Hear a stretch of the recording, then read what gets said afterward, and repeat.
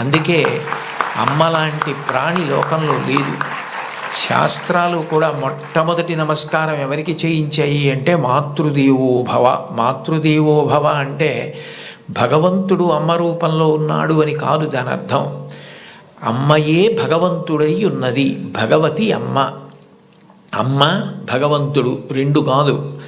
ఎందుకనంటే ప్రాణం పోయేటప్పుడు కూడా ఎక్కడ కొడుక్కి ఇబ్బంది కలుగుతుందోనని, కొడుక్కి ఇబ్బంది కలగకుండా వాడికి ఏ విధమైనటువంటి క్లేశము పొందకుండా తాను వెళ్ళిపోవాలని తల్లి కోరుకుంటుంది. సభలో చెప్పడం నాకు ఇష్టం లేదు, కానీ నేను ఉద్యోగం చేసిన రోజుల్లో నాతో పాటు ఉద్యోగం చేసినటువంటి ఒక వ్యక్తి తల్లి, ఆమెకి గుండె నొప్పి వస్తోందని తెలిసినా కొడుక్కి చెప్తే ఎక్కడ కొడుకు వైద్యానికి తీసుకెడతాడో, ఎక్కడ కొడుక్కి చాలా డబ్బు అయిపోతుందో, ఆడపిల్లలు పెళ్ళికి ఎదిగొచ్చారు, మగపిల్లలు చదువుకుంటున్నారని చెప్పడం మానేసి కొడుకు నిద్రపోవడానికి వెళ్ళిపోతుంటే పిలిచి ఒక్కసారి ఇలా కూర్చొని ఒళ్ళో తల పెట్టుకుంటానని, ఒళ్ళో తల పెట్టుకుని నేను నిద్రపోయిన తర్వాత నువ్వు వెళ్ళి పడుకో అని అంటే ఆవిడ ఉద్దేశ్యం ఏంటంటే ఆవిడ శాశ్వత నిద్రలోకి వెళ్ళిపోతోంది. ఆ కొడుకు ఒళ్ళో తల పెట్టుకుని పడుకుంటే కొంతసేపటికి తల్లి కదలటం లేదని వాడు కదిపి చూస్తే తల్లి శరీర త్యాగం చేసేసింది. ఆ తర్వాత తెలిసింది, తన భార్య చెప్పింది, కొంచెం గుండెల్లో నొప్పిగా ఉందమ్మా, బరువు పని చేయలేకపోతున్నాను, కానీ వాడికి మాత్రం నువ్వు చెప్పకు సుమా అని ఒట్టేయించుకుందట కోడలతో. అది తల్లి అంటే. అమ్మ అంటే అంతటి ప్రేమైకమూర్తి. అమ్మ లాంటి వ్యక్తి జీవితంలో ఇక దొరకదు. జీవితంలో అన్నిటికన్నా పెద్ద నేరం ఏమిటంటే అమ్మకి చెప్పలేము అన్న పని మనం చేయడమే. ఏ పని మనం చేస్తామో అది అమ్మకి చెప్పగలగాలి. మీరు ఏ పని చెయ్యండి, ఇది అమ్మకి నేను చెప్పలేను అన్న పని మీరు జీవితంలో ఎప్పుడూ చెయ్యకూడదు. భగవంతుడెంతో అమ్మ అంతే. మీరు మహాత్ములైన వారి ఎవరి జీవిత చరిత్ర పరిశీలించండి. అమ్మకి నమస్కారం చెయ్యకుండా, అమ్మ గొప్పతనం చెప్పకుండా లేరు. ఈ రాష్ట్రానికి ముఖ్యమంత్రి చేసినటువంటి ప్రాతస్మరణీయులు టంగుటూరి ప్రకాశం పంతులు గారు తన జీవిత చరిత్రలో వ్రాసుకున్నారు. తాను మిడిల్ స్కూల్లో ప్రవేశించినప్పుడు 3 రూపాయలు జీతం కట్టలేకపోతే 25 మైళ్ళ దూరం నడిచి వెళ్ళి వాళ్ళ బావగారిని అప్పడిగితే ఆయన దగ్గర కూడా డబ్బు లేకపోతే మళ్ళీ 25 మైళ్ళు వెనక్కి తిరిగి వచ్చి, అమ్మ అప్పు దొరకలేదు, బావగారికి దగ్గర కూడా లేవుట, నేను చదువు మానేస్తానంటే అప్పటికి ఆ తల్లికి ఉన్నది ఒకే ఒక్క పట్టు చీర. ఆ పట్టు చీర పట్టుకెళ్ళి ఆ రాత్రికి రాత్రి తాకట్టు పెట్టి ఆవిడ ఆ డబ్బు పట్టుకొచ్చి చదివిస్తే ప్రకాశం పంతులు గారు బ్యారిస్టర్ అయ్యి రాష్ట్రానికి ముఖ్యమంత్రి అయ్యారు. ఆయన తన జీవిత చరిత్రలో అమ్మ గురించి అంత గొప్పగా వ్రాసుకున్నారు. ఏపీజే అబ్దుల్ కలాం గారు, ఆయన పేరు చెప్తే పిల్లలు పరవశించిపోతారు. కాకినాడలో ఒకసారి నేను గోశాలకు వెడుతుంటే సాయంకాలం వేళ పిల్లలు స్వచ్ఛందంగా, అదేం ఎవ్వరూ నిర్వహించింది కాదు, వాళ్ళంతట వాళ్ళుగా బయటికి వచ్చి కొవ్వొత్తులు పట్టుకుని ఎడుతున్నారు కొంతమంది. నాకు ఏమిటి ఇక్కడ ఏమీ కనపట్టలేదు, ఇక్కడ ఏమీ నినాదాలు లేవు, నడిపిస్తున్న వాళ్ళు లేరు, పిల్లలు ఎందుకు కొవ్వొత్తులు పట్టుకుని వెళ్తున్నారని నేను వాళ్ళని అడిగాను, ఏమ్మా ఎందుకు ఎడుతున్నారని. మహానుభావుడు అబ్దుల్ కలాం గారు శరీరం విడిచిపెట్టేశారండి, అందుకని కొవ్వొత్తులు పట్టుకుని ఎడుతున్నా ఉన్నారు. నేను ఈ మధ్య కాలంలో ఒక నాయకుడు వెళ్ళిపోతే, ఒక వ్యక్తి మరణిస్తే పిల్లలు స్వచ్ఛందంగా కొవ్వొత్తులు పట్టుకుని వెళ్ళడం చూసింది అబ్దుల్ కలాం గారి విషయంలో చూశాను. అటువంటి అబ్దుల్ కలాం గారు వింగ్స్ ఆఫ్ ఫైర్ అని ఇంచుమించు తన జీవిత చరిత్ర ఆ పుస్తకంలో వ్రాసుకున్నారు. 2వ ప్రపంచ యుద్ధ సమయంలో గోధుమలు రేషన్లో దొరుకుతున్నటువంటి రోజుల్లో అమ్మగారు రొట్టెలు ఒత్తి పిల్లలందరికీ పెడుతుంటే అందరి తలో 4 రొట్టెలు తినాలి. ఆ రోజు రొట్టె కూర బాగుందని కలాం గారు ఇంకో రొట్టె వేయి, ఇంకో రొట్టె వేయి అని తిన్నారు. అప్పటికి చిన్నవారు, చదువుకుంటున్నారు. ఇంకో రొట్టె వెయ్యని తినేస్తే అన్నగారు వచ్చి, నువ్వు రొట్టెలు ఎక్కువ తినేశావు, 2వ ప్రపంచ యుద్ధం జరుగుతోంది, రేషను గోధుమలు దొరకట్లేదు, అమ్మకి రొట్టెలు లేవు, నీకు పెట్టేసింది, అలా తినచ్చా అన్నారు. అమ్మకి తినవలసిన రొట్లు తాను తినేశానన్న న్యూనతాభావంతో కలాం గారు వలవలా ఏడుస్తుంటే తల్లిగారు వచ్చి గట్టిగా కౌగిలించుకొని, నాన్న నువ్వు తింటే నేను తిన్నట్టేరా, నాకు చాలా సంతోషంగా ఉంది అంది మా అమ్మ. అమ్మ ఒకరోజు వస్తుంది, ఆ రోజు ఈ కలాం ఈ శరీరాన్ని విడిచిపెట్టి నీకు నమస్కారం చేయడానికి వస్తాడు. On the day of the final judgement అని రాసుకున్నారు ఆయన. ఆ రోజు నువ్వు ఏ అన్నం కూడా తినడం మానేసి పెట్టి నన్ను పెంచి పెద్ద చేశావో, ఈ శరీరంతో ఈ మేధస్సుతో నేను దేశ సేవ చేసి కృతార్థుడనై ఆ అమ్మ కన్న కొడుకు అని నీకు కీర్తి తెచ్చి వచ్చి నీ పాదములకు నమస్కరిస్తానని రాసుకున్నారు. అమ్మకి అబ్దుల్ కలాం గారు ఇచ్చినటువంటి గౌరవం అంత గొప్పది. మాతృదేవో భవ. మీరందరూ పిల్లలు, మీరు నేర్చుకోవలసిన మొట్టమొదటి నియమం ఏది అంటే అమ్మని గౌరవించడం నేర్చుకోండి, అమ్మకి నమస్కారం చెయ్యండి.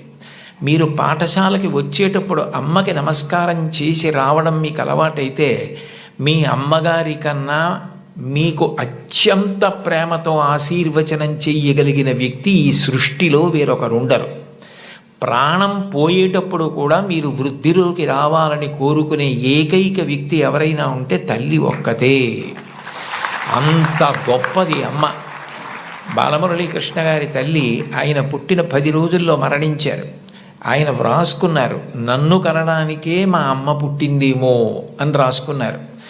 భారత ప్రధానమంత్రి నరేంద్ర మోదీ గారు ఈ మధ్యకాలంలో ఒక విదేశీ ఛానల్కి ఇచ్చిన ఇంటర్వ్యూ మీరు చూసి ఉంటారు. అసలు నేను ఆశ్చర్యపోయాను ఆయన చెప్పిన మాటలు విని. నిరుపేద కుటుంబంలో పుట్టారు.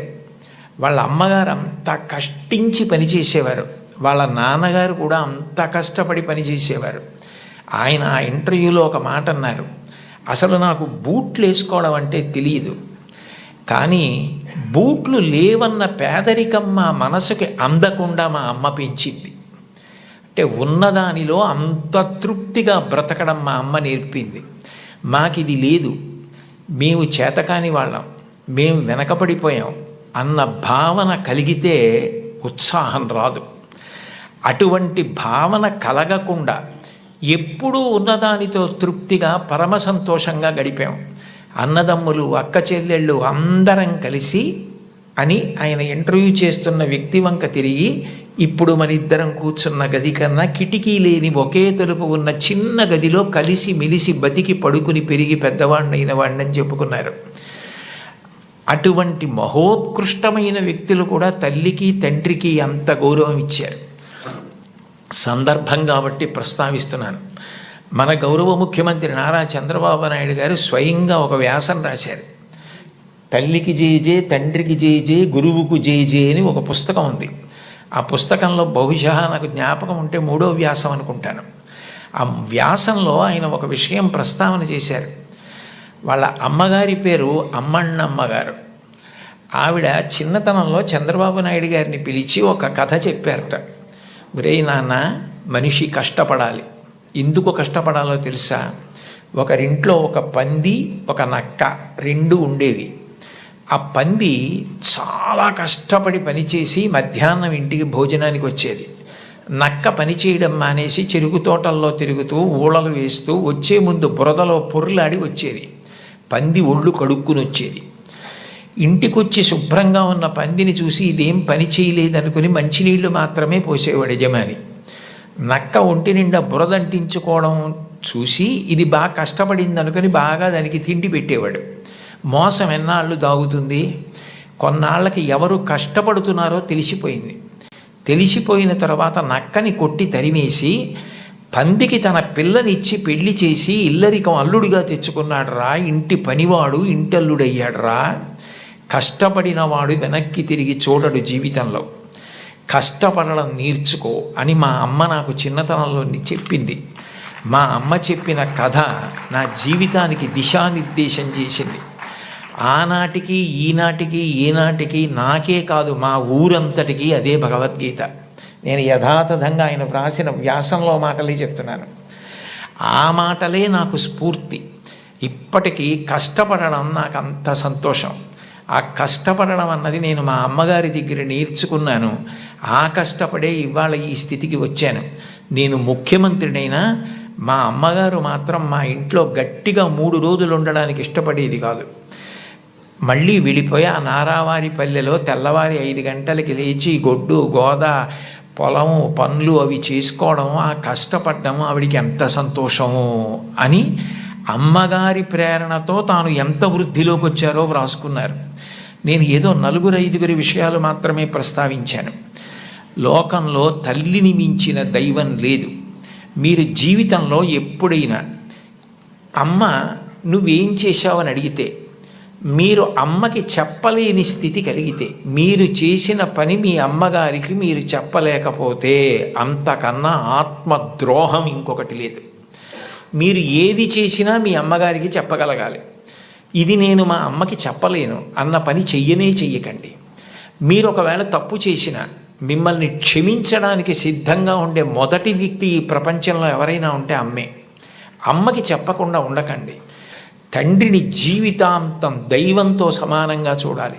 పితృదేవోభవ, భగవంతుడే తండ్రి రూపంలో ఉన్నాడు.